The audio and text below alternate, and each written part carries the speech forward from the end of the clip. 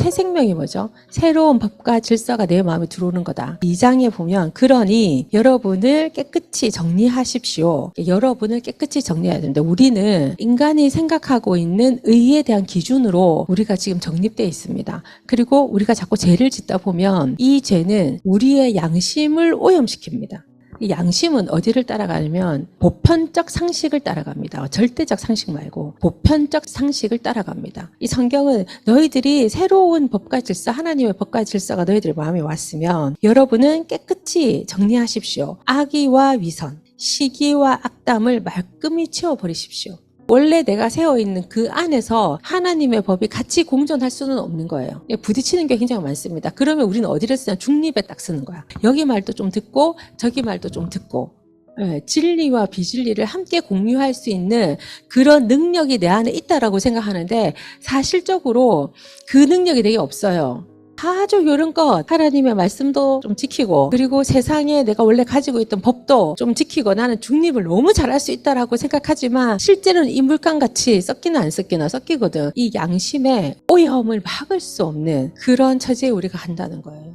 이 마음을 청산해야지 그 다음부터 내가 하나님의 말씀을 먹을 때에 무럭무럭 잘할 수 있다라고 성경이 얘기하고 있어요. 중립된 상태는 언제든지 성장도 더딥니다.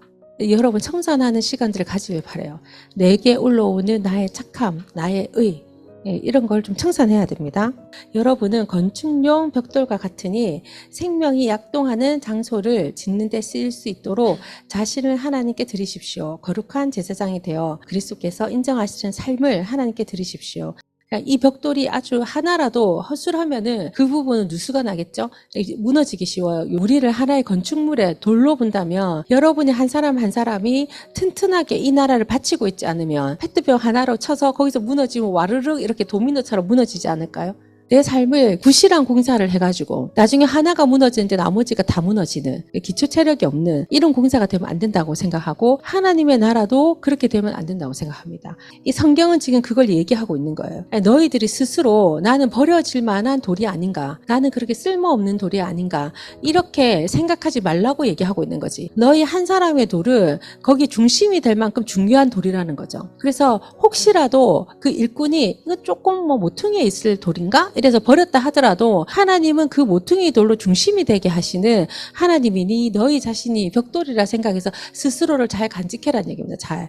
그런데 이거를 예수님에 비유하기도 합니다. 그래서 이스라엘에서 예수님을 모퉁이 돌인 줄 알고 예수님을 십자가에 못 박아 버렸죠. 근데 사실은 그 사건으로 그 모든 건물의 중심이 되는 분이 되셨다고. 그의 자녀인 우리는 그분과 똑같은 역할을 해야 된다는 거예요. 우리는 버려질 모퉁이 돌이라고 할지라도 실제로 하나님이 보실 때는 우리가 중심이 되는 돌이라는 걸 잊으면 안 된다는 거예요.